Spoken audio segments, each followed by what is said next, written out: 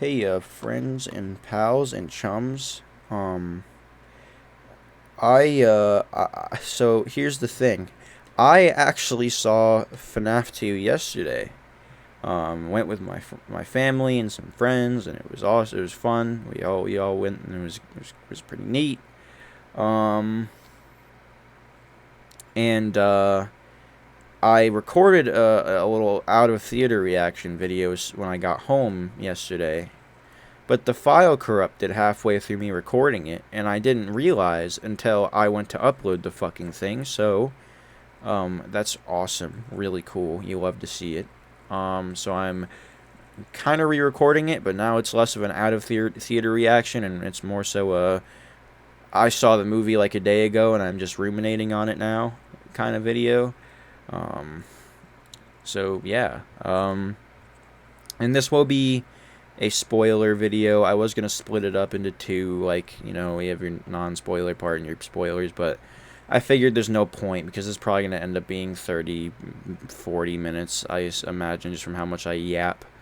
So I don't imagine somebody watching a 40-minute review on a movie they haven't already seen, or like a video, not a review. It's not a review. It's more of just me talking about the movie, the things I liked about it, things I didn't like about it, what I think they really need to take into consideration if they're going to continue the movies, which it seems like they're going to based on the ending of this movie and the post credits and everything. So it seems like they definitely got plans for Five Nights at Freddy's 3 in place. But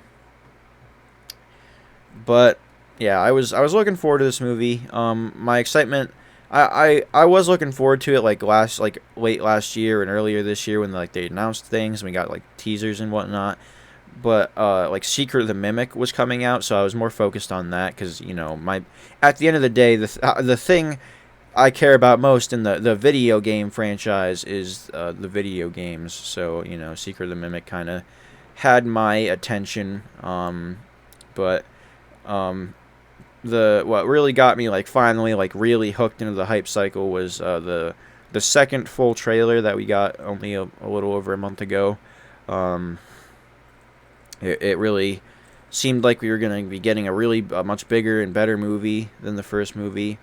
And I liked the first movie well enough. Like it's my opinion of it has worsened a bit over time, but I still think it's a fine, competent movie. I don't really understand the people who just view it as an affront to filmmaking. Like I think it's a competent, fine movie. It's nothing insane. But I appreciate it, and the theater experience seeing that movie is still one of the most positive. It was 10 times better than my theater experience for this one, and I'll get into that. But actually, I'll talk about that now because it's not really relevant to the actual movie. Yeah, basically, a lot of my theater was like younger college kids, and I hate referring to them as that because I'm a college kid, but yeah, younger college kids, 20 something, like 19, 20 somethings. If any of them are watching this, I hate you. Okay, I hate you a lot. You're really annoying. You need to learn theater etiquette. You are extremely annoying. If you somehow find this, I hate you. I just need you to know that. But yeah, they would just talk during every fucking scene. Anytime Toy Chica showed up, they'd go Toy Chica, and they'd start moaning, just laughing and talking during quiet scenes for no fucking reason, and like talking because you're excited about something that just happened is one thing. I was doing that. There was stuff that happened in this movie. I was like, oh, that's so cool. That's so cool. And I was like geeking out to my, but when you're just continuing to go on and on about stuff that's not related and cracking jokes and like trying to make the theater think you're just the funniest, like, brother, shut the hell up. I paid to see this movie too. Don't fuck up my experience. I paid $90. I paid for everyone's tickets. I paid $90 to see this. Don't ruin this, okay, man? Knock it off. Anyways, that aside, that wasn't helping the experience. I'll just say that. But the first movie theater experience was great. All FNAF fans, we were all giddy and excited, and we were all wearing our costumes. It's pretty cool. Pretty cool. But then, yeah, that's that. Sorry, tangent over. But yeah, seeing the movie, I was really excited. I was sitting there like, oh man, I'm so excited. In the first 20 minutes of the movie, I was like, hell yeah, this is pretty good. We really are improving this movie franchise. I think we're in for a much better movie. There were things I was like, okay, why did we do that? But overall, I was like, okay, we're movie in here. Um, but then came the rest of the movie, and I was like, huh, I don't know if I'm liking this or not. And then came the last 10 minutes. I was like, yeah, I'm definitely not a big fan of what I'm watching. And then the movie ended, and then I was like, I don't think I like that very much. And then we got the post credits, and I was like, huh. By the way, um, I mean, I guess you've probably seen them already, but make sure if you have people in your life who haven't seen the movie yet, that you tell them that there is a mid credits and a post credits. I've seen people leaving after the mid credits and missing the post credits, which is not only a very cool reference to Pizzeria Simulator, but it seems to be setting up for Five Nights at Freddy's 3. So, yeah, you're going to want to stay for that if you're invested. And honestly, the mid credit scene is worth it on its own. That was a really cool scene that I'll talk about more. But yeah, like the movie overall, I was like, I'm really not a fan of what I just watched. I'm very disappointed. So I want to just talk about it because I know that I am definitely not the only one feeling this way. This movie has reviewed horrendously, like much worse than the first movie. First movie, 30% on Rotten Tomatoes definitely isn't anything to be thrilled about either, but it's like expected for this kind of like adaptation. It's like whatever. This movie is at 12% right now on Rotten Tomatoes, and I think it was at 100 reviews when I looked. So yeah, that's we're cooked there. But yeah, all the reviews have been terrible. I don't think I've seen, like, at least with the first movie, I saw some that were like, yeah, it's kind of a mess, but like, it was a charming mess, it was a competent mess, etc., etc. This movie has been getting ripped to shreds. It has been getting brutalized.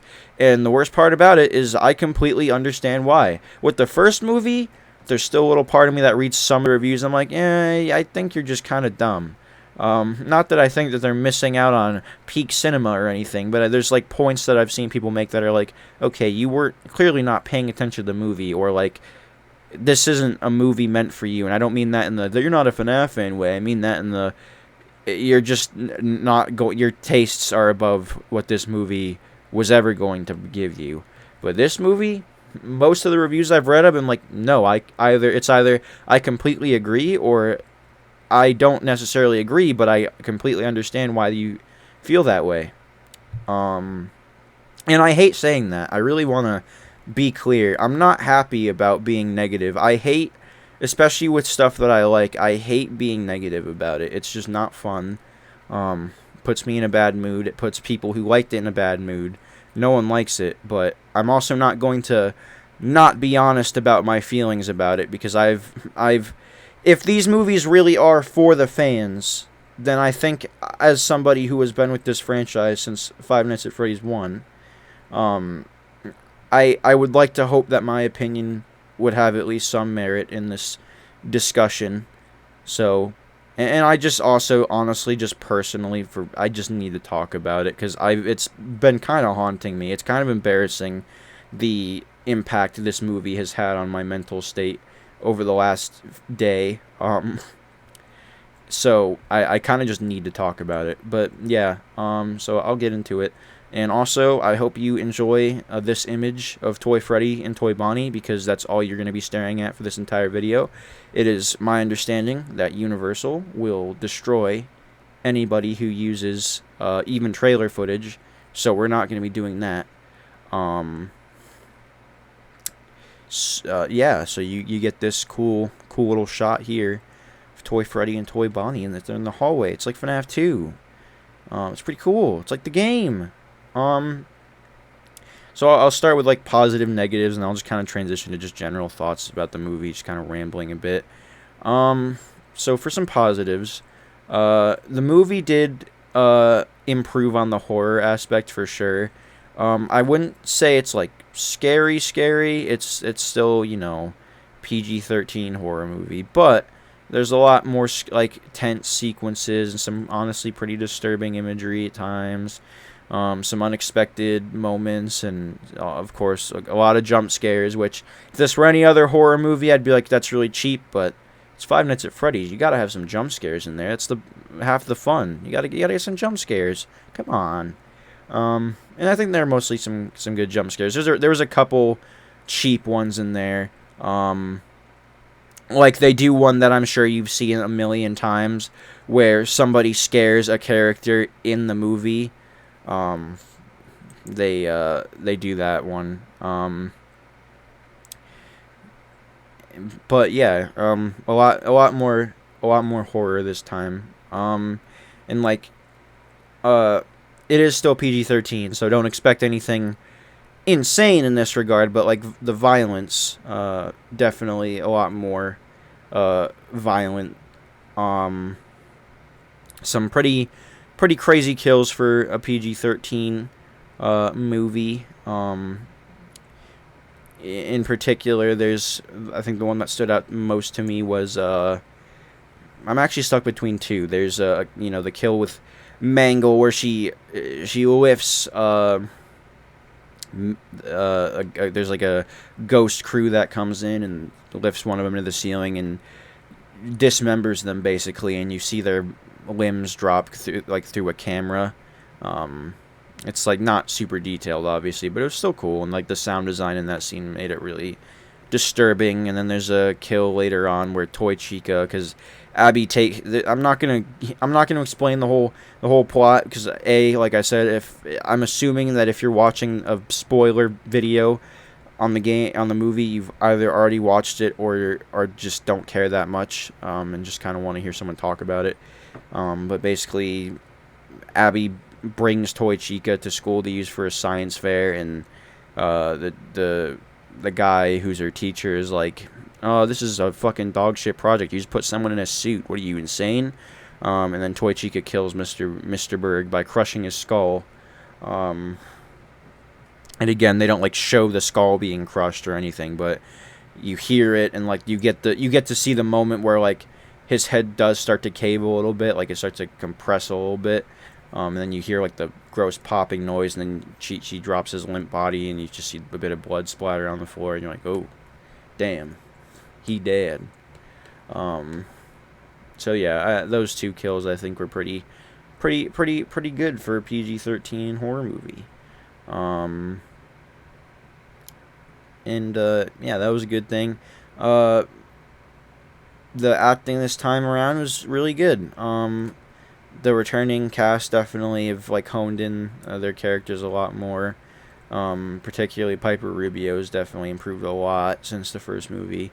And like, the new cast members did great as well. McKenna Grace wasn't in the movie a ton, and she spent a lot of her time possessed by the marionette, but she did a good job, and the physical acting she did was very impressive, very, very, very, very cool. And I was pleasantly surprised by the voice acting for the toy animatronics. It was something I was skeptical about going into the movie, because I'm not a big fan of the animatronics talking a lot of the time, so it's always something I'm skeptical about. But I think if they had to talk, they did a good job with the voices. I think Megan Fox surprised me as Toy Chica. She did a pretty alright job, pretty good job. I think her delivery really worked, especially for the context of the movie. And it still sounded enough like Toy Chica, whereas like, yeah, that's Toy Chica from Five Nights at Freddy's. Toy Freddy is, if you haven't seen the movie yet, don't go in expecting the goofy, "Oh, I'm Toy Freddy," because that is not the voice. They go the complete opposite direction with Toy Freddy's voice. And he's played by Kellen Goff, and obviously Kellen Goff did a great job. He's Kellen Goff. He basically is Freddy now. He's voiced Funtime Freddy, Molten Freddy, Glamrock Freddy, Fredbear, voiced classic Freddy in Funko Fusion. So we got Freddy's He is Freddy Fazbear for all intents and purposes. And then Matt Pat is Toy Bonnie. He doesn't even sound like Matt Pat. Like, I couldn't even tell. I had to like really open my ears to listen for that Matt Pat inflection. And I finally caught it. And I was like, oh yeah, that's Matt Pat. But he sounds almost alien. And I think the Toy Bonnie voice in the movie is a lot better than the one that we got in special delivery. So that was good. The direction and like the camera work and visuals of the movie are a lot better than the first movie. Not that I thought the first movie like had bad directing or bad visuals. It was just kind of unambitious. So it was nice to see them like get a lot more creative with some of the shots and like transitions and like scenes that they use. They get a lot more surreal. Like they do. Vanessa kind of has a dream sequence similar to what Mike had in the first movie, and they do a lot of cool stuff with the directing there. And yeah, just a lot more interesting shots, which I appreciated. And of course, gotta mention it. It's obligatory in any FNAF movie video. But the animatronics from Jim Henson's look impeccable as per usual, as you'd expect. And in fact, it's almost to the movie's detriment because they look so good that it makes you upset that more than half of them don't get to do anything in the movie. And we'll get to that, but yeah, they really screwed over some of the cast in this movie. But I'll save that for the negatives. But yeah, the animatronics look really good. Pretty much 1-to-1, and whatever changes were made were clearly made for the purpose of making these work better as costumes when the actors have to actually wear them, which makes complete sense, and I don't think it compromises the designs. I actually kind of prefer Toy Freddy's proportions in the movie to the ones for his game model. I've always found him just a little bit too wide, to the point where he just kind of looks like a unit, and you wonder how he moves around. So I think that I like the proportions of the movie design a little bit better. I think his arms are just the slightest bit too long, as you can kind of see in this image, but I still like it a lot. And yeah, the others look great too. The Wizards look really good, and yeah, it was nice to see some more Jim Henson's locking in. And like the set was really cool. I wish we got to see a little more of it, honestly. They put so much work into it, and you don't even see a lot of it. But it's a really good little set. I think it's a good mix of the game pizzeria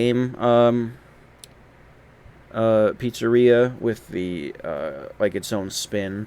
Like the office is obviously like pretty much 1-to-1, and like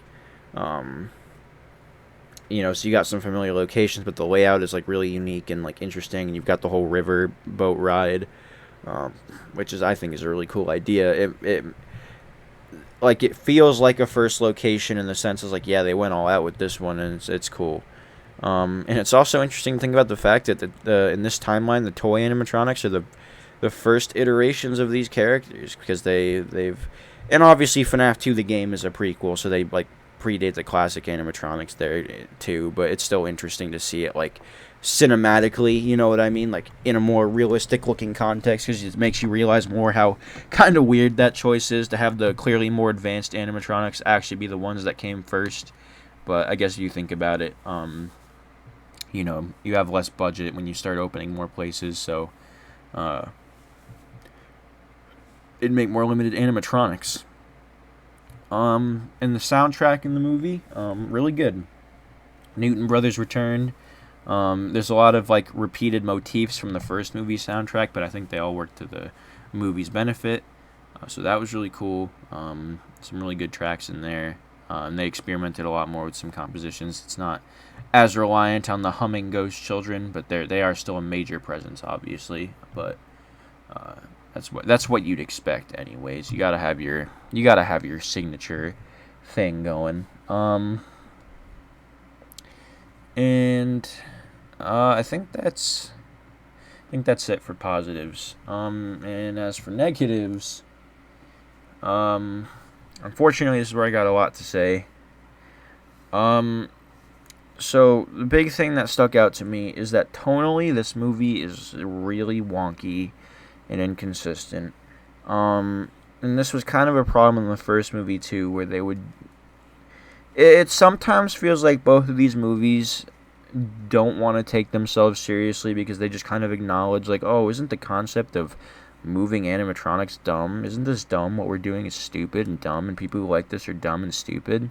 Um, and it shows through at times because they make a lot of jokes at the movie's expense.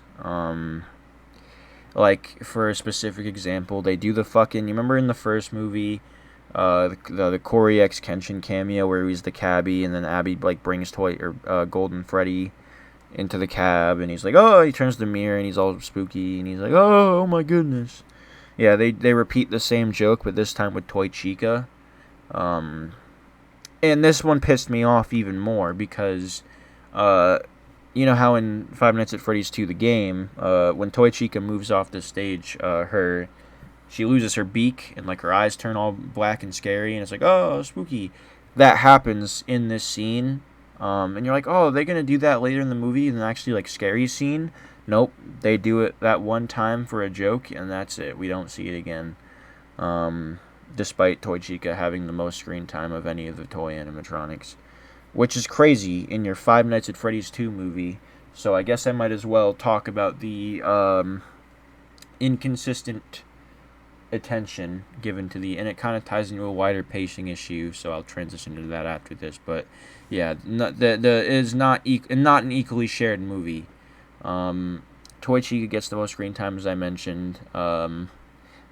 Mangle kind of gets to do a lot of the. Oh, I guess it's not a lot of it, but she's the only one outside of Toy Chica who gets another attempt at killing somebody. And I'm really curious. This is something just kind of related to Chica. For some reason, Abby like particularly misses Chica. Um, and they never explain why. Like, and I maybe it's like, oh, because it's the only girl in the group, or maybe because of the events of the first movie when Chica tried to fucking kill her in the Springlock suit. But whatever. They don't ever explain why she misses Chica so much in particular. Um, but that's how Abby gets tricked into letting the toy animatronics out, because the marionette, who I will talk about, because she's not really positive or negative. I have a weird mix of thoughts about how the marionette was handled, but yeah, Toy Chica like talks to Abby over the Vaz talker and lures her to the pizzeria and is like, "Oh, it's me, Chica. You know, like the original spirit. Uh, we can be together again, but you gotta let me. You gotta let us out of here, man. You gotta let us roam free." Um, and she does, and it's like, ah. Um, but yeah. That's why Toy Chica has so much screen presence in this movie, because it's the one Abby's the most attached to, because it's Chica. And again, they don't explain why Abby is so particularly attached to Chica. But yeah, Toy Freddy like doesn't do anything.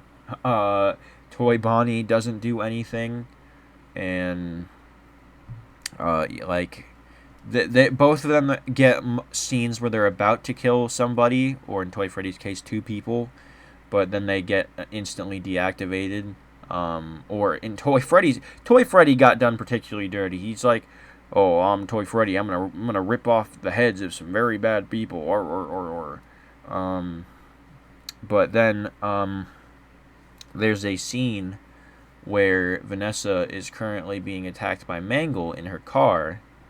And the way Vanessa gets Mangle to fuck off is by speeding her car into the yard of the house that Freddy breaks into and sending Mangle flying through the window, and Mangle then hits Toy Freddy and they both collapse to the floor. And I'm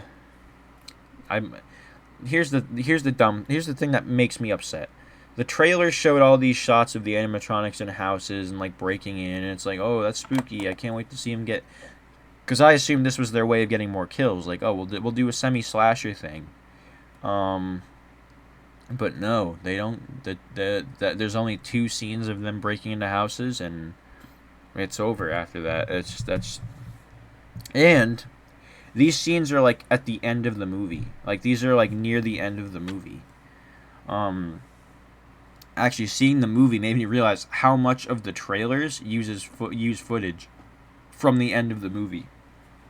In fact, the shot of the puppet like coming up behind Vanessa, that is literally the last shot of the movie. I am not joking. That is from the final shot of the fucking movie. Like, are you kidding me, brother? It's just insanity. But yeah, the toy animatronics don't get equal screen time, and the most egregious of the sins, the Wizards get like literally 5 minutes of screen time, and then they're just gone. They just fucked off from the plot. Basically, in this movie, the Wizards are prototype animatronics that have been reduced to just being used for spare parts. So that's the explanation for the Wizards in this universe. I don't know if that translates to the game universe, but we'll see in the future, I guess. Maybe, I don't know, probably not. We don't get answers to questions in this franchise. But yeah, there's a scene where the toy animatronics are like, oh no, we can't kill this bastard who's trying to disable, because what Mike is up to at this point in the movie is he's trying to disable the toy animatronics remotely from the office in the pizzeria. So the toy animatronics remotely activate the Wizards, and they come after Mike. And they try to get him, but he uses the Freddy mask, and they just kind of fuck off, except for Foxy, who of course sees through the mask and is about to kill Mike, but then Mike disables all of the animatronics with the thing, and they're all just like, meow. Withered Bonnie was done the most dirty of the group. It's one of those things where I wonder why they even bothered making the suits at that point, because they're in the movie for such little time. It probably would have been cheaper. Not that I want them to CG things in. I'm glad the Wizards were done practically, but like financially, I'm just surprised they didn't do that, because they're not in the movie that long. And they don't do much of anything. Withered Bonnie gets done worse because he comes in through he starts coming in through the vent in the office, but then Mike just grabs the grate and slams it shut, and then that's just it. We don't see Withered, we literally don't even see him again. Like that's just it for Withered Bonnie screen time. They literally showed all of Withered Bonnie's screen time in the trailers. Like, if you watch the trailers, you've seen every shot of Withered Bonnie. That's it. It's ridiculous, to be quite frank with you, and very disappointing. I was hoping for a lot more with the Withers, and I was also hoping they would each get a kill. Like, why didn't we get a Withered kill? Could have even had that be, you have the ghost hunters die to the Wizards in the pizzeria, and then you have the toy animatronics kill people in the town. Now I'm more pissed because I didn't even think about how easy that would have been. Come on, what the fuck? Whatever. Case in point. God, now I'm mad. You would have had a nice round 10 kills. Would have been a pretty solid thing. A nice variety of location. You get enough time in the pizzeria, but you also get some time the toy animatronics out in the real world killing people. I'd say real world. I guess outside world in this context, because it is the real world, I suppose, in the pizzeria. But you know what I mean. And it's just like, man, what the H? But yeah, that pissed me off real bad. But another negative. While there is a lot more action in this movie compared to the first, I wouldn't say all of it is particularly good action. There are some good action scenes, like, um, I think, Mangle, on the car, as silly it is in concept. It was a cool, tense little scene, and you get to see how brutal Mangle is. And I'm a big fan of Vanessa's reaction when Mangle first just looks through the windshield, and she's just like, "Holy shit!" I just wasn't ready for that to be her response, but it's an appropriate response. That's something. In the first movie, it didn't feel like the characters were responding appropriately to the things that were happening. In this movie, they feel a little bit more appropriate response, I suppose. There's still some moments that are like, I don't think a real person would do that in this situation, or I don't think a real person would say that in this situation. But overall, sorry, fucking yawning when talking for too long.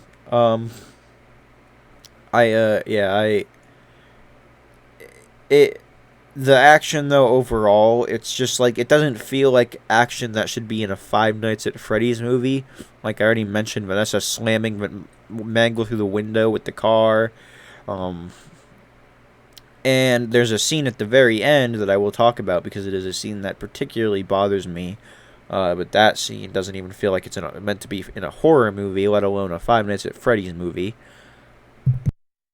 And I wish the action was a little more, I guess, FNAF-y. I don't know how exactly you'd make the action more FNAF-y, but a more of an attempt to make it feel like something that makes sense with the kind of world we're in here. But yeah, the dialogue in this movie is terrible. Typical Scott Cawthon. There are some lines that are fine and some good, like genuine attempts at humor that are all right. There's actually one joke that caught me off guard. It's they reference the fucking FNAF 1 beatboxing, the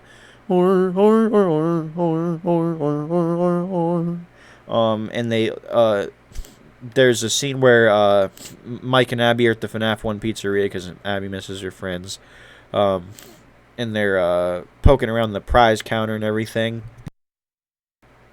And Mike finds it's like a bootleg Freddy plush, and he squeezes it, and it literally plays like the audio from the TikTok. Like it's not someone redoing it; it's literally just the original.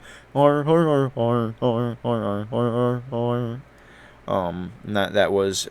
that was pretty funny. I'll give him that one. I had a good laugh at that scene. It was a clever way to incorporate that dumbass joke. And there's another joke they do. Mike and Vanessa get a table at this like kind of fancy restaurant. And there's this waiter that just keeps coming over and scraping breadcrumbs off the table whenever they literally start doing anything. And I just like how they just sit there in silence as this guy just comes over with the metal squeegee, I guess, and just starts scraping, and he just puts them in his pocket. I have a theory that the guy that he was doing that, he doesn't actually work at the restaurant. He just is really hungry, so he's just going over and stealing whatever he can get. But that was kind of funny. And yeah, the issue though is like a lot of the action comes off a lot more comedic than scary or intense, and it's just like, man, what in the H? And then like in combination with that dialogue and the humor, it feels like it winks and nods a little too much at the audience. Like, in that restaurant scene, actually, they make a very clear jab at one of the criticisms of the first movie of Mike sleeping too much. He literally is like, you should try the active dreaming thing. I slept a lot, maybe a little too much. And that was obviously a wink and nudge at the audience. Like, oh, you remember that in the first movie? How he slept all the time? And it's like, yeah, it's a cute thing in the moment, but you think about it. Sorry, I just knocked something over on my desk. Then you think about it, and you're like, man, it doesn't really. I don't think someone would really want to think about that. Let's focus on this movie that we're doing right now. And, you've got your one-liners, um, etc., etc., etc. Trying to think of what else I can say that's not gonna go on for 80 years. Oh, and here's what I think the big one is. Okay, I guess it's time I talk about the ending of this movie, because I think that's what's caused the biggest response, and even from people who liked the movie, I've seen a lot of people been like, yeah, that ending was ass. So the end of the movie, actually, I should talk about another thing. This is actually something I liked, which is surprising, because it's something that a lot of people have not liked. So they bring a character into the movies, and it's Michael Afton. And people have been conflicted about that, because in their minds, Mike Schmidt is already Michael Afton. But in the movie universe, nope, that's not the case. They're two separate guys. But yeah, it's Michael Afton. He literally says, "I am Michael Afton," which is very funny. And yeah, it's. I was surprised by how much I liked him. He's kind of, his motivation is basically carrying on William Afton's legacy, because Vanessa's kind of run away from that part of her life. She's not really associating with her dad because they think he's dead, which obviously he's not, which the movie reinforces quite a lot. We'll get to that. You know already, but we'll talk about what I'm talking about. And yeah, his whole thing is he is now kind of, they never really clarify if it's him being able to talk to Charlie, who is puppeting the toy animatronics. I think I mentioned that, and I think we all knew that anyways. But yeah, the reason the toy animatronics are killing people is because Charlie is controlling them and using them to kill people intentionally. It's not a misunderstanding kind of deal. She's very intentionally wanting to hurt people.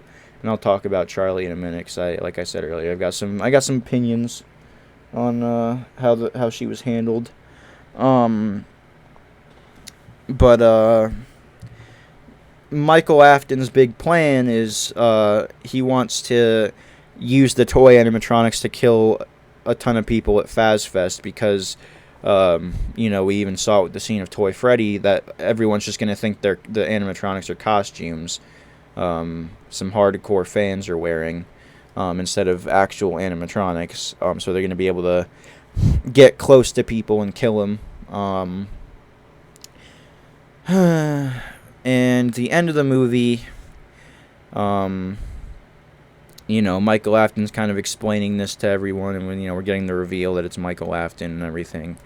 And then here comes the scene that I really hated, and I didn't want them to do. So a bit of context before I realize this is a long draw out to what you already know what scene I'm talking about, but I just really need to explain why I did. It's just I was so upset. So, if you have read The Twisted Ones, the second FNAF novel, you may remember that the climax of that book is, you've got the twisted animatronics, who were the movies have been taking clear inspiration from the books and the games.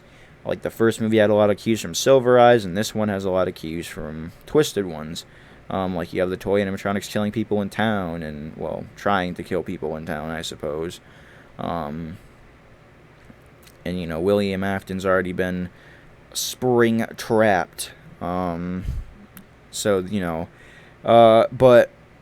in Twisted Ones, the twisted animatronics, the main cast are saved by the classic animatronics suddenly coming in and beating the fuck out of the twisted animatronics. And it was really dumb in that book. And I was like, man, I really hope they don't do it in FNAF 2. but with like the Wizards and the toys. I thought that's what they were gonna do. Nope. They did the classics versus the toys. So yeah, the whole gang from Five Nights at Freddy's 1 just shows up at Mike's house after the toy animatronics all break in, and Michael's there, and they're all about to kill him, and Abby and Vanessa. But all the classic animatronics come in one by one, and they each get their fucking Avengers Endgame ass shot. They destroy one of the animatronics, and the camera like pans up to them, and they're just like looking at the camera with this epic music playing. It's literally We Are FNAF. It is literally We Are FNAF. And here's the thing. In my head, I knew it was coming. I was like, we were reaching a point, and there's a line a little bit before where Vanessa's like, oh man, we don't have enough people to stop the animatronics. So we got to do something. And then Mike goes to the pizzeria and starts pleading with them, like, to try to help. Because like it's like, if you care about Abby, if you ever cared about Abby, you'll help. And then like, yeah, they all show up as the. It's basically a Deus Ex Machina. Like, I guess technically not quite, because they do set it up, I guess. But it was just, I knew it was coming, and it was still so dumb. It's just the way it's shot. I'm not kidding. It's literally We Are FNAF. It feels like a joke. It feels like they're trying to be funny, but they're not. Like, they've got the epic music playing, and like, oh, look at this, it's so cool, the animatronics are here. Isn't this so awesome that they're all like beating up the toy animatronics? And that's the other thing, they don't even, at least in Twisted Ones, it was kind of a fight. Only kind of, but at least it was kind of a fight. And in Twisted Ones, the animatronics, the classics, when they were fighting, felt a lot more animalistic, which is the approach I would have preferred if they absolutely had to do this. But no, in this, it's just they show up and they just effortlessly take care of the toy animatronics, and that's just it. And you know, Foxy kicks Toy Bonnie's face in, and Bonnie rips Mangle to pieces, and Freddy rips Toy Freddy in half, and then they got the big finale of that scene as Toy Chica walks in and is about to kill them. It's like, you've been a very bad girl, Abby. And then classic Chica shows up behind her, and Toy Chica even has this dumb shocked expression on her face where she's like, good, and then Chica rips her fucking head off. And it's dumb. It's stupid and dumb.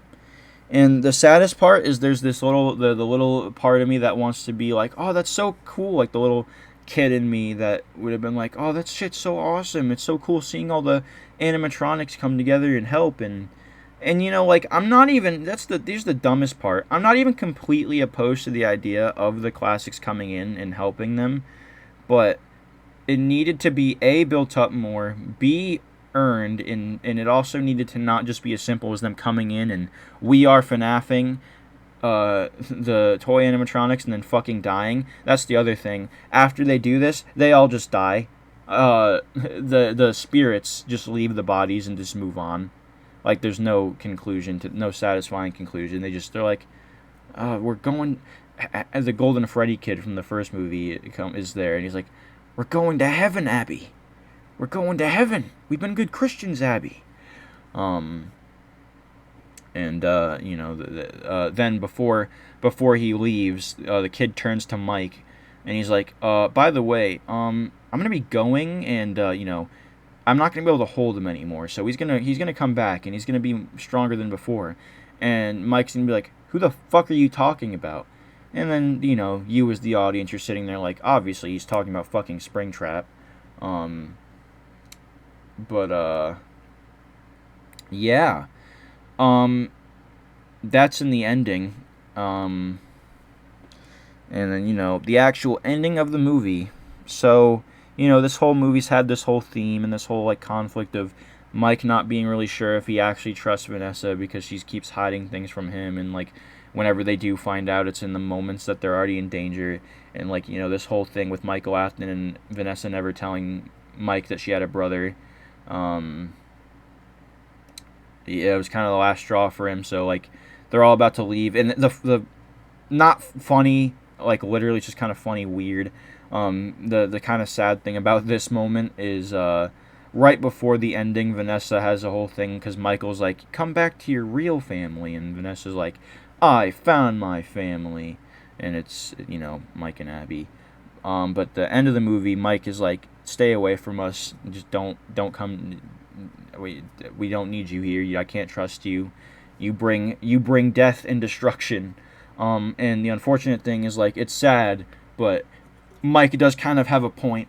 If Vanessa would just, like, tell him things, like, half the conflict of this movie could have been prevented. Like, hey, what if you told me that there were other victims? Hey, what if you told me that there was another fucking pizzeria? What if you told me there were more animatronics? What if you told me you had an evil, fucked up brother? Like, it would have probably saved all of them a lot of grief, but no, she didn't say anything. So, I don't completely blame Mike for not wanting that in his life after trying to move on from Freddy's and William and Garrett and all that. And then, another part of the ending of the movie, another part of the climax, was Abby gets possessed by the puppet. And, like, they use the music box to get the puppet out, and you think it's kind of just fucked off, but it's still in the house, and Vanessa's standing in the doorway as Mike and Abby drive off, and she's, like, sad because she just lost the closest thing to a family she's had in who knows how long. And then you see right behind her, and this is what I meant, that shot in the trailer where you see the puppet coming up behind her. That's the puppet about to possess Vanessa, and then the puppet possesses. Why do I keep almost saying that? Possesses Vanessa, and she gets the spooky eyes, and you start to see the tears come down, and she looks up and glares at the camera all evilly, and that's the end of the fucking movie. It cuts to black, and that is the end of the movie. And here's the thing. I'm not even opposed to that ending in concept. I think ending a movie on a cliffhanger or like an ambiguous ending can be cool. The problem is that whole ending sequence was so rushed already. Like, it's so poorly put together. It's so rushed. I don't understand why both of these movies have had such a hard time with the endings.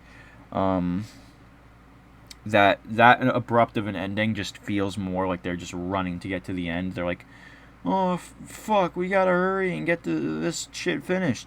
And so they're like, oh, we'll end it with this cliffhanger. That it's like, if we don't get FNAF 3, then it's like, oh, now you can wonder what Vanessa's gonna do now that she's been haunted or possessed. Is she gonna kill people? But then it's like, then if there's a sequel, it's like, oh, well, we got this whole plot point we can incorporate.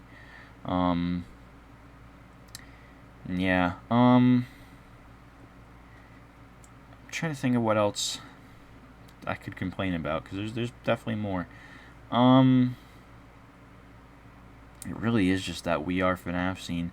It's just, it's so hard to take the movie seriously.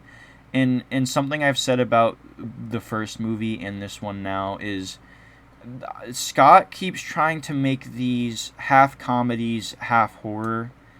Like, I can't even say campy horror, because it doesn't seem like that is an intentional decision at this point. I thought it was with the first movie, but now with this one, it feels like he's trying to be genuine with the horror stuff, but he's trying to incorporate comedy into these as well with the horror character, like the antagonists, and it comes off. You can't do both. Like, you've got to pick a lane. Are you trying to be a campy, funny movie, or are you trying to be an actually scary, like, genuine, sincere horror movie? Other franchises can do that because the concept itself doesn't immediately lend itself to a more comedic tone. With Five Nights at Freddy's, it's built on a premise that no matter what you do with it, people are going to find dumb or silly. It's about Chuck E. Cheese animatronics coming to life at night and killing people. With that concept, you got to choose your lane. Are you going to be funny about it, or are you going to be actually scary? And if the movies want to do both, and they just can't do that. That's the thing. You can't do it with these movies, because if you make a joke poking at the ridiculousness of the concept, when the concept is already so ridiculous in itself that people probably are already finding it funny just by proxy of watching the movie, you've completely lost any tension and, like, sincerity or like fear people could have had for the animatronics. Um, and like they also just choose in a like really weird times to do jokes. Like one that sticks out to me is when Toy Chica is killing Mr. Berg. She pulls him out from under the table, like he tries to hide under a table, and he starts going, like, I can give you answers to the test. I can give you the answers for the next test. And I've seen people like defend it by like, well, he thought it was someone in a suit, so he was just like trying to get him to fuck off. But I wouldn't be saying that in a situation. I'd just be like assuming that I'm fucked because it's clearly not a person in a suit. Oh, that reminds me. I didn't even complain about it, and I said I was going to. So something, they make a sound design is the sound design in the movie's good, but it's almost too good because they establish very clearly that the toy animatronics when they walk got the loudest footsteps known to man. It's these waboom, waboom, waboom. Like the sound was so like intense that when it was playing over the theater speaker, it was literally rattling the theater. It was that it was like that heavy of footsteps. But somehow these fuckers are sneaking up on people and moving around undetected. Like there's a scene where there's that scene where Toy Bonnie is in the house. And he just somehow manages to sneak up by like behind this woman's fridge without her noticing when he's like 2 feet away from her. And then Toy Freddy does the same thing to someone else. And it's just like, how are people not hearing these things? And they also move so slowly that you're like, how are you killing anybody? If someone's in an open space and you're the one there, they're getting away easily. You'll be behind them by miles. The only reason they're able to kill like anyone is because they catch them off guard or in enclosed spaces. Which I guess is what they did in the games, but it's like, come on, man. But yeah, it's just I wish these movies, and I want them to go horror. Don't do the comedy horror thing. And for the record, that doesn't mean you're not allowed to have any jokes whatsoever.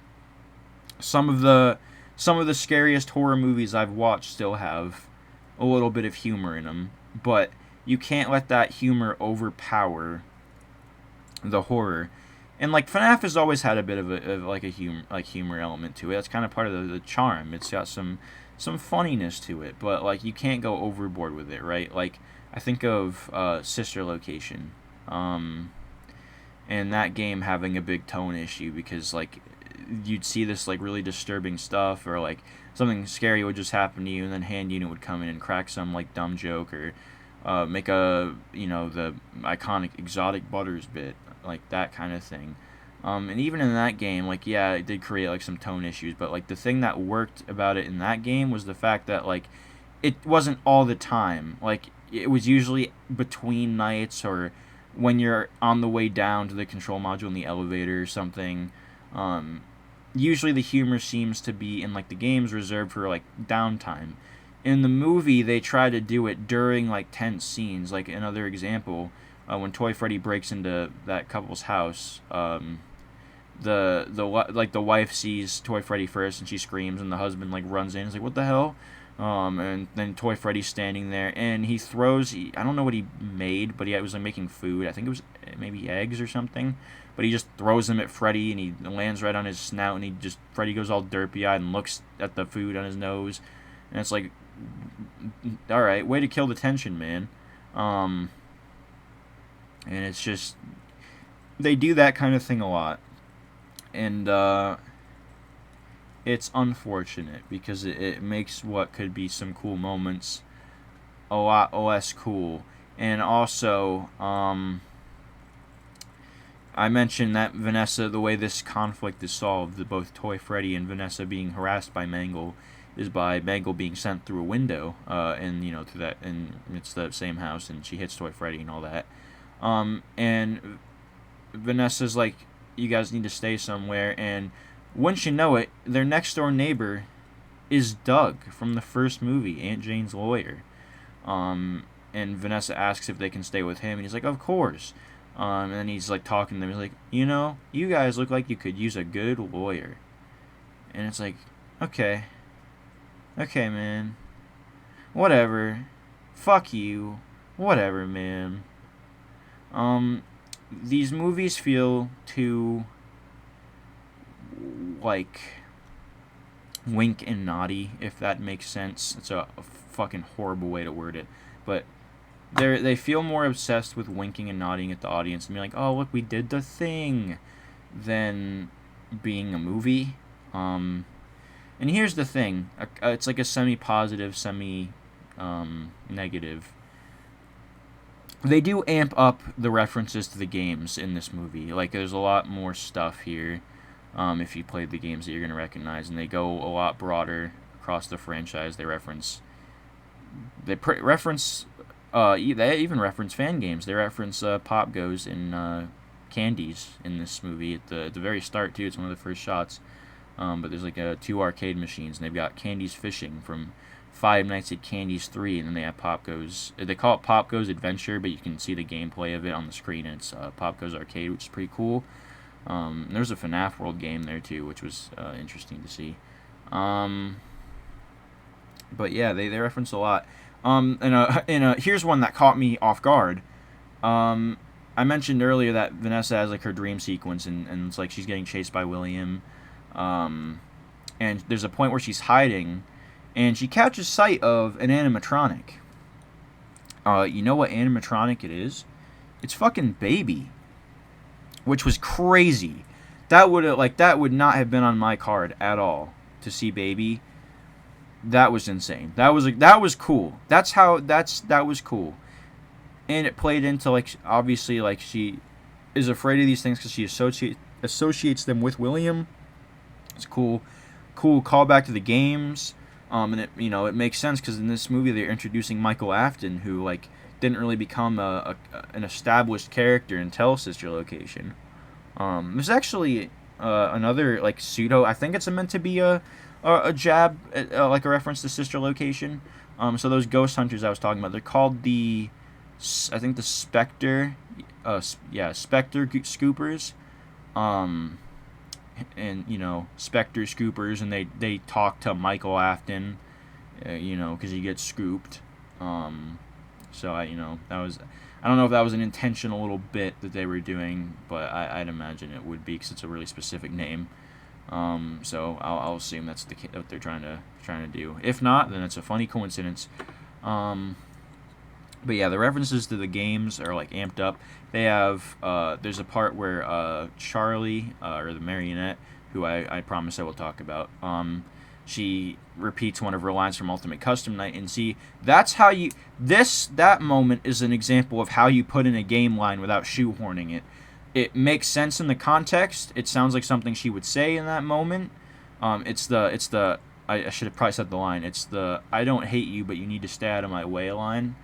She says it to Vanessa, and it makes sense in the context of the movie. It's not like the fraud ass "I always come back" where he says it before he's even come back once, which apparently that was improv by Matthew Lillard.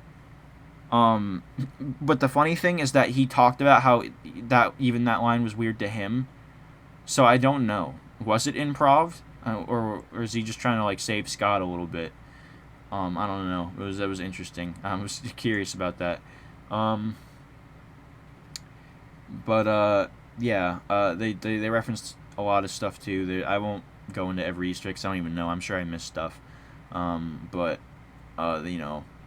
FNAF 2 Easter eggs you'd expect as well. And Henry, and a lot more. Yeah, a lot of game stuff.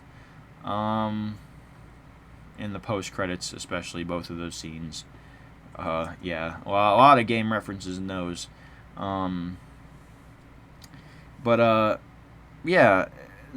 stuff was cool, and like it made me happy as a FNAF fan. But it's alone not going to make for a good movie. It's going to make for an exciting movie for a FNAF fan when you watch it, because it's like, oh, that's the thing I know, and oh, that's so cool. Oh, that's 5 Nights at Freddy's. Oh, that's awesome. I won't tell a lie. When Baby showed up, I was like, what? And I started like flailing my arms. I was like, holy shit, this is fucking insane. It's awesome. It's Baby from 5 Nights at Freddy's. I didn't think we were going to see her in the movie. It's cool. I don't know if they built an actual... I don't think they did. Just looking at the scene, it looked like it was CG. which makes sense, obviously. Why would you build a whole ass fucking baby animatronic that you're not even gonna use for more than one scene? So that's not, yeah, duh. Um, but it was still cool to see her there. And she was like really 1-to-1. If they do bring Baby to the movie universe, and that's what she ends up looking like, she's gonna be the most accurate of all the animatronics. So she looked like literally just 1-to-1. I almost wonder if it was Scott's model or like a retopologized version of Scott's model or something. But it was very cool. It was very cool to see Baby in the movie universe. And yeah, like that stuff exciting, but it doesn't carry the movie. It doesn't fix the plot, and all that. So I guess I'll talk about now the marionette, because it's just something I'm not really like. It's not a positive or negative, because there's things I like a lot about how they did marionette, and there's things I don't like. So in this movie, we kick off pretty immediately. I think the opening of the movie is like the best scene in the movie, which is not a good sign in retrospect. But we open. It's 1982. It's the original Freddy's. The FNAF 2 Freddy's. It's really confusing. The first, I'll call it the flagship Freddy's, because that's what it's referred to by the set designer. So the flagship Freddy's, or River Freddy's, I think is another name for it. Is in its all full swing. It's packed. There's birthday parties. But we come upon Charlie. Well, weirdly, they just keep calling her Charlotte, which I don't think anyone would do. I think anyone would just call her Charlie, and I'm sure she would prefer to be called Charlie, but whatever. She's sitting in front of the stage waiting for the puppet to come up, and Vanessa shows up, and there's this kind of awkward interaction. It's kind of, I said it was a good scene, the best scene in the movie, but it's still written by Scott Cawthon, so the dialogue isn't impeccable. I don't think a child would be saying, "You just gotta roll the dice." I don't think a child would be saying that. But she's basically trying to get Charlie to stop moping around and have fun. And Charlie tries, but then she sees William in the yellow rabbit suit trying to kidnap a kid. And she's like starts running around and asking adults for help. She's like, "Guys, please fucking help. There's a kid who needs help." And these bitch ass fucking loser adults, they're all like, "Can you fuck off, kid? Please? Adults are talking. Fuck you. Go get your own parents." But, her parents aren't there because Henry sucks. He's a bastard. Fuck you, Henry.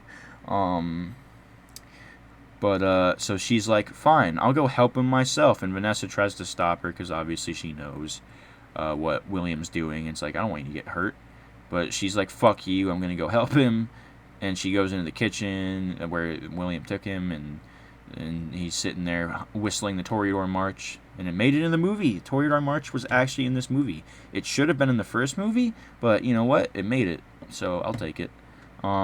Charlie picks the kid up because he's only been knocked unconscious. William hasn't killed him yet, and she's taking him to leave, but William notices, and I'm rushing to describe it, but it's a lot more drawn out and like honestly really unsettling. And then William notices, so he grabs a knife and starts chasing her down the hall. And she's about to make it to the exit, but we cut to black. And I was sure they were gonna be like, "Oh, she escaped." But no. She does like come out of the hallway, but her vision's all like we see from her POV. Her vision's all blurry, and she's like hyperventilating. She's like staggering. And she screams just to get the audience's attention. She doesn't say anything. She drops the kid, and he runs back to his mom, and then she collapses, and we see that she's been stabbed like 3 fucking times. William Afton is a sick bastard. But she falls right on top of the trap door for where the puppet comes out, and then the trap door opens. And then the puppet rises out holding Charlie's body, and that's the end of the opening. But like it's an effective opening, and it's like I wish more of the movie was like that, like set in the pizzeria with these like really spooky scenes of the animatronics like chasing people or something. I wish we had more of that. But that whole thing was to set up her motivation. Charlie's motivation in this movie is she's She's fucking pissed. That's literally her motive. She's pissed at parents because none of them helped her when she needed it. And it's like a callback to, I'm sorry that on that day, the day you were shut out and left to die, no one was there to lift you up into their arms the way you lifted others into yours. Very, very obvious. That was what they were trying to go for. Especially with the post-credits thing that I'll talk about.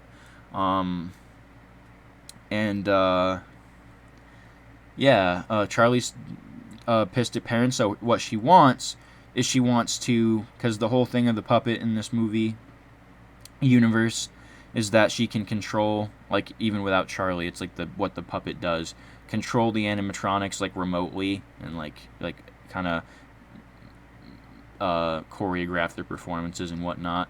But Charlie is using that ability because she wants to use the toy animatronics to kill people. Specifically, she wants to kill parents because she doesn't blame, for some reason, William Afton. She blames the parents for not helping and leaving her to die. Even after she stumbled on stage with stab wounds, no one came up to help her or anything. That's her whole motive. And she tricks Abby and, like, forces... I'm skipping over. So, something the puppet can do, and something they established that the puppet needs to do, is she can possess people. And the reason she has to do this is because apparently she can't, like, stay outside of the pizzeria on her own very long, so she needs to, like, wear people's bodies to basically move around and find, like, different hosts, essentially. And that's kind of the thing I'm mixed on. The first time we see her possess somebody is those ghost hunters come in, and this, like, kind of what starts getting shit all fucked up. So basically, the only way to keep the puppet at bay is the music box, obviously, but it, like, keeps Charlie asleep. And McKenna Grace's character turns it off, not knowing that, and then she gets possessed by the puppet, and after that, the puppet starts controlling the animatronics again, and she uses Mangle to kill the camera guy, and I guess she uses the little dolls to kill because there's a guy in the river, like the water ride, and he gets fucking killed by the little marionette dolls in the tunnel, and they, like, I assumed that they were gonna move because they kept showing them in the trailers, and I was like, okay, they're gonna move. But I thought they were gonna, like, drown the guy. I didn't know they were gonna fucking maul him like a swarm of piranhas. I was like, holy shit. Why? Why was that? How did they do that? But, and then Michael Afton's the security guard at this Freddy's, obviously, so, like, he's like, welcome back, Charlotte. And then they kidnap, or, like, trick Abby into coming there, and then they kidnap Vanessa, and they're like, oh boy, you're gonna disable the perimeter lock, which basically it's this thing. It's like it's kind of like FNAF 3, where they're like, it's like the map doesn't show certain rooms, but in this I guess it's more like security breach, actually. But basically, if they leave the building, their power will instantly drain and they'll shut off. It's meant as like a way to make sure the animatronics don't roam out into the streets. But there's a code to disable which I don't know why you'd have that, but they disable it, and then Abby's tricked into disabling it, and bam, the animatronics are loose. And Charlie can now use them to wreak all the havoc she wants, and she only manages to kill one person outside of the pizzeria. But hey, better than zero, I guess. The reason I'm conflicted on Charlie in this movie is because in the games, she'd always been presented as more of a, I want to say, logical spirit. Like, yeah, she was mad like the others, but she seemed like a lot more aware of, like, who was innocent, I suppose. Though saying this, I guess you could make the argument, and it's like, then why does she attack us in FNAF 2? So, someone could make the argument that maybe this is how she's always been intended to be portrayed, but we just haven't really gotten a good portrayal of it. But even if that's the case, I just think it's more compelling to have a spirit that's a lot more calculating, and it's also scarier too, honestly. Um, but yeah, I'm not sure about, but I think she was interesting, and she definitely had it was a cool idea for a villain for this movie, is to have the the puppet, and it fits obviously.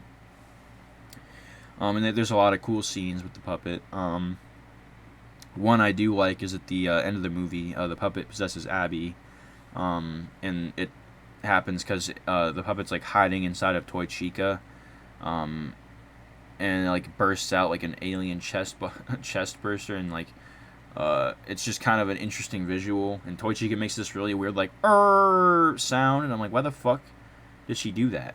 But it was spooky.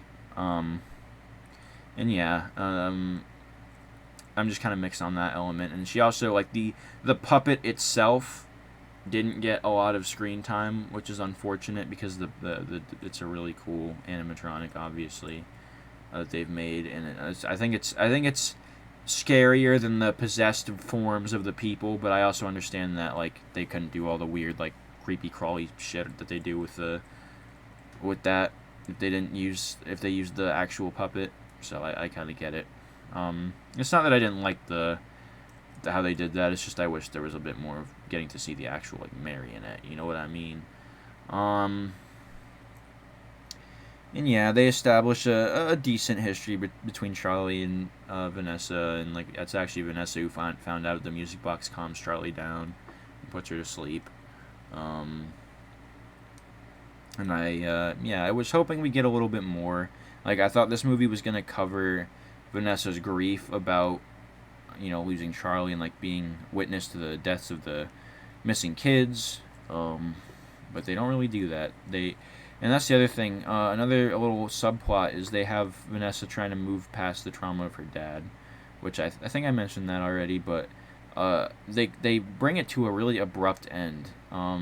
She only tries the dreaming thing once and she just pulls it off. Like it's in that same dream where she sees baby. Like she keeps like shifting ages, which it's cool like direction wise. But her last like shift is she turns into cop Vanessa and she shoots William and he like falls down the stairs. And then that's just kind of the end of that plot line. Like she's still obviously still bothered by William Afton's existence, but she's not actively thinking about it like it's implied to be. And we don't really see the dreams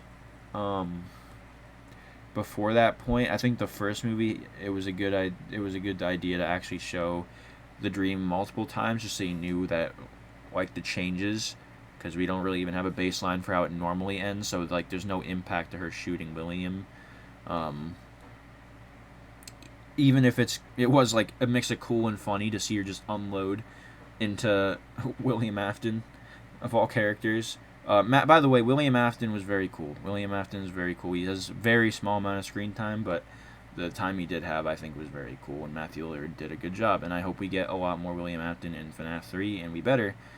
And on that note, I guess I will now talk about the mid and post-credit scenes, because that's really all I have left that I feel like talking about. So, mid-credit scene. Honestly, if you just like are a casual fan of FNAF, you probably knew exactly what it was going to be, but I was still so happy. So it's at the FNAF 1 location again, and it's raining, which I didn't even realize until after I got out of the movie. It's a reference to the mini games from FNAF 3. Like the building is all deteriorated, it's like thunderstorming, and you see like the rain coming through the roof. It's cool. It's a cool reference to that mini game from FNAF 3. And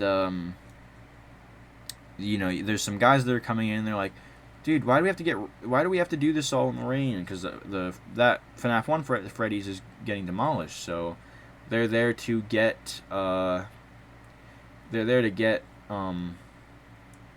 props for the haunted house, or for Fazbear Frights. Fazbear's Fright. Sorry, that's the Fazbear Frights is the book series. Thinking of Fazbear's Fright, the building. And then there's another guy there whose name is Ethan, which is my name. So I was like, huh? And and he's like calling to these other two dudes. He's like, guys, I found something, and you can guess they found Springtrap, and it's cool. The Ethan who finds him, he's like, I think I found a real one, which yeah, it's a little bit awkward, but come on. It's like one of the most iconic lines in the series. Of course, they're gonna fucking reference it there. What are you talking about? And they're like, "Oh, dude, we gotta take this. It stinks and all that. We gotta get this." And they actually show us a glimpse. I was sure that we weren't gonna get a like proper glimpse, but no, we get a good solid glimpse at Springtrap. He's obscured by a plastic sheet, and I think they might have not built a full animatronic. I think it's like a mix of a real mask and like some CG. But it's still cool to get an idea of what Springtrap is probably gonna look like in the next movie. And like he activates at the end. It's like, oh boy. So I'm very, very, very. That was a cool scene. And then the post credits. So in the first movie we got the "Come Find Me" thing.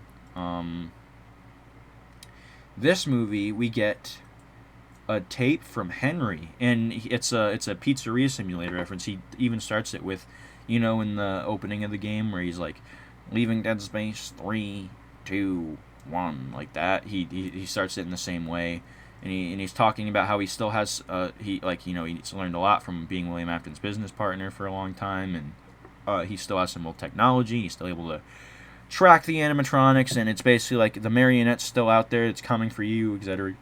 etc. So, yeah, definitely setting up a lot for Five Nights at Freddy's 3, which I'm confident is coming. I've seen people be like, "Oh, this movie's reviewed so badly, and it's not making as much money as the first one already," and it's so like they might not do the third one. But two things: first, they already signed a 3-picture deal, so they could, I guess, terminate it. But if this movie even makes over the budget for the movie, and like, because these movies are made so cheaply, because that's Blumhouse's business model, that there will be justification to make another one. So at the very least, I do think we're going to see the full trilogy, and I hope we do, because I think it would kind of suck if this was the last movie, just because I think it's kind of a sour note to end on. And I think FNAF 3, and I know that this is probably going to blow up in my face, but I think FNAF 3 really does have the potential to kind of bring things back in. It has to be a smaller scope movie, because that's what the game was all about, right? You can't like have all this insane shit happening, but they could very well just do that if they hated me. But Springtrap is such an iconic and awesome character, and a scary character at that, and it's fucking William Afton, so I mean, come on. So they have a lot of potential for a FNAF 3 movie, and they've set up some cool plot points, and even though it's a fallout of a movie that I'm not a big fan of, I think FNAF 3 could be really good if they really do take some of the criticism and just make a movie, okay? Like, I'm happy about the fan, like, mentality, and I understand it in a way, because, like, I was talking about this with my siblings earlier, actually, but I think the thing with the fans first mentality is it works to a degree, because there's things that, like, a Five Nights at Freddy's movie has gotta have that no matter how you do it, critics are just not gonna get it or care. Like the Office stuff in this movie, for example. Like, it's gonna look dumb to an outsider who's like, what the fuck? Why are they just not getting him? He's just a guy holding a mask. But if you play the game, you're like, yeah, that's how it works in the game. It's a cool reference, and it's like a cool way to adapt the game. So that's what an adaptation should do. But I think you should also be able to do that stuff and have a good balance of like a good plot, because like as a fan, I don't just want these movies to be fan service. I want them to be good movies. I want them to be able to be enjoyed by people who love FNAF, who have never heard of a Freddy Fazbear in their entire life. And this, more than the first, just cannot do that. If you do not like Five Nights at Freddy's, there's just nothing in this movie for you. And I hate saying that. At least with the first movie, I could say like, it's a competent movie. It's a cozy watch if you just need something in like a rainy day afternoon and you're bored. It's not like the worst use of your time. But this movie, I don't think I can recommend to anyone, and I struggle even recommending it to FNAF fans. It's a movie that makes a lot of decisions that I just feel like it makes decisions that in ways feel like they're trying to really give to the fans, and then they make decisions that feel like they're just like where I'm just like, what fan base are they listening to that would have wanted this? Like, I can't think of many people who take this franchise seriously would be like, yeah, we need a fight scene with the fucking classic animatronics at the end. That's what this movie needed, and we need Vanessa to send Mangle flying through a fucking window.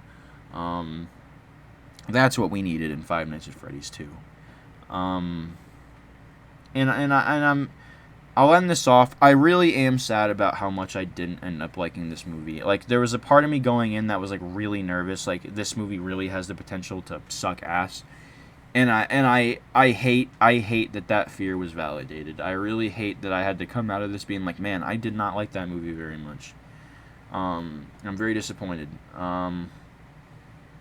And I want to give some grace because it's only been 2 years since the first movie, and I'm sure Scott was being rushed with the script because it's fucking Blumhouse. But in that same breath, the first movie took almost 10 years to come out.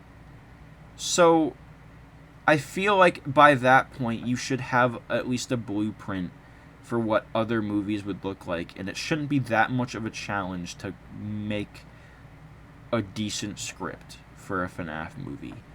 But Scott was writing this one solo, apparently, which explains a lot. That man is the most inconsistent writer of all time. It's really funny. We got Secret of the Mimic this year, which I think is one of the best written FNAF things we've gotten in ages. And then we've got this. And they're both written by Scott. So I mean, like, yeah, obviously there's a difference between medium. One is a video game and one is a movie. But, like, the game has things that this movie is missing. It has subtlety. It has complex characters. It has a consistent tone. This movie does not have those things. And it's like, why? What happened? But yeah, I really wanted to like this movie a lot more, and I do plan to go see it a few more times to kind of really get a grasp of how I feel about it, because there's still that part of me that's not really entirely sure what to think. But I will be definitely seeing it a few more times, and I want to, see the Easter eggs I missed, and there's some friends that wanted to watch it with me, and I do still want to, and I don't want anyone to feel bad about liking the movie. Like, if you like the movie, you're not dumb or a slop consumer, whatever the fuck Twitter is gonna say. You just like the movie. It's that simple. It's all subjective at the end. It's what you think of the movie. It's all up to you. And there's parts of me, and I like parts of it, and there's a part of me that really just wants to I want to just let the joy and whimsy into my heart and just enjoy the movie for what it is, and just be happy about the fan service, and love the scene of the classics coming in and beating the shit out of the toy animatronics, and just let my inner child be happy. But we're in an era of this franchise where it's kind of a crapshoot whether or not whatever the newest entry is going to take itself seriously enough. So just having that kind of stuff, it's just disappointing, and it was avoidable, and it feels like in ways they did listen to the criticism of the first movie, but in other ways it feels like they doubled down on the decisions that people criticized. The best thing I've been able to describe the movie as to people who've seen the first one, it's the fort scene extended to a full film. So if you didn't like the fort scene in the first movie, you're not going to like this movie. It's that times 20. But yeah, I think I'll end my rant view over. If you suffered through the entire hour and 23 minutes of this, I appreciate you listening. And I'm sorry if this was a bit incoherent. It was unscripted, as I said, so it wasn't really planned out in any way. I just really needed to talk about the movie, just kind of what I thought of it. So my big gripes with it, which I had a lot of, unfortunately, and yeah. And despite all of it, I still love Five Nights at Freddy's. This movie didn't change that or anything. I'm not gonna be like, FNAF is over.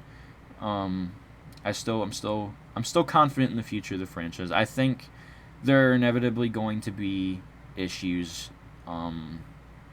it's just it's kind of coded into the franchise's DNA, which may come off as like a, oh, the franchise is bad. No, it's just that Scott is a very weird creative. I see people like call him a dog shit writer, and like I do dog on him for his, because I'm not gonna sit here and defend Scott Cawthon's writing, but he's a committed person to his work, and that's both the franchise's biggest blessing, and it's also its biggest curse, because sometimes that means Scott gets a little bit too creative, and we get things that are just like completely alien to the franchise, and you're just like, okay, what are you doing, buddy? Let's get you back to bed. And that's just kind of the consequence of it. Um, and when you've got a movie where there's so many people involved, and you've got huge corporations involved in this, and studios and executives, it's not gonna be unfiltered, um, like, I'm sure there's things Scott wanted to do in this movie that like Blumhouse or Universal's like, no, because that might cost us too much money, or like, no, because then you're gonna push the age rating up, and we're not gonna get all the money from the teenagers. Not that I'm saying that this movie being PG-13 is entirely because of Universal. Scott's made it clear that he tries to keep this franchise relatively T-rated, which is fine. That's not a discussion for this, but at the end of the day, what we got is Five Nights at Freddy's 2, and what you think of it is what you think of it. And one thing I'll throw this in at the end, even though I really should have put this in at the start. If you're harassing people for not liking the movie and calling them stupid, or insulting them, or saying all critics are fucking stupid, and like this movie was only for the fans, and of course you didn't like it, you're joyless or whatever, knock that shit off. Like, let's be serious for a moment. It doesn't matter if the movie was made for fans. It is still a movie that is being released put into movie theaters that anyone can go watch. And there are people who don't know that it's made for fans, and they're going to go to this movie and they're going to be like, wow, that was dog shit. I'm upset that I, as a consumer, spent money to see that movie. I did not enjoy it. They're well in their right to say that, and part of me agrees, and I'm a person who loves Five Nights at Freddy's, and I'm like, man, I did not enjoy that movie. There's a part of me that's like, man, I wish I didn't spend all that money on it and just waited for it to come to streaming instead. But it goes both ways. Obviously, if you're someone who didn't like the movie and you're going out of your way to harass people who did, that's also dickhead behavior. But I've seen more of it coming from fans being like, the critics are never right. The critics don't know what they're talking about. They what the fuck? And it's like, no, brother. Critics are paid to watch a lot of movies and review them. Most of them have been doing it longer than we've been alive. I'm not saying they're objectively correct or anything, but like their words are not without any merit. That's all I'm gonna say. So stop doing that. Stop writing off criticism as someone not understanding FNAF, or and that's the other thing. I'll see FNAF fans come out and be like, I didn't like the movie, and then people will be like, oh, cope, or like, oh, you're just disappointed it wasn't FNAF VHS the movie, or oh, you're just a fake fan. Like, no, the movie does things that a lot of fans aren't gonna like, and I'm pretty lenient with FNAF's absurdity, and this even took it too far for me. So that's just how it is. It is how it. If you like that and you like the movie, great. If you don't like the movie, also great. If you don't give a shit about the movie, why are you watching this? But also great. So yeah, I'm gonna end my rant now. I've gone on for a long time. So if you power through this, thank you. Wherever you came from. And yeah, let me know in the comments. I'll do the YouTuber thing. What did you think of Five Nights at Freddy's 2? And if are you a fan of FNAF? Were you satisfied? Are you like, yeah, it's okay? Do you hate it? Do you think it's a scorn against filmmaking? Or are you just like, I don't care. I haven't even seen it yet, and I just watched this video because I just wanted to listen to someone rant like a fucking loser. So yeah, let me know. I'm gonna go do something now. I don't know quite what, but I'll figure something out. But yeah.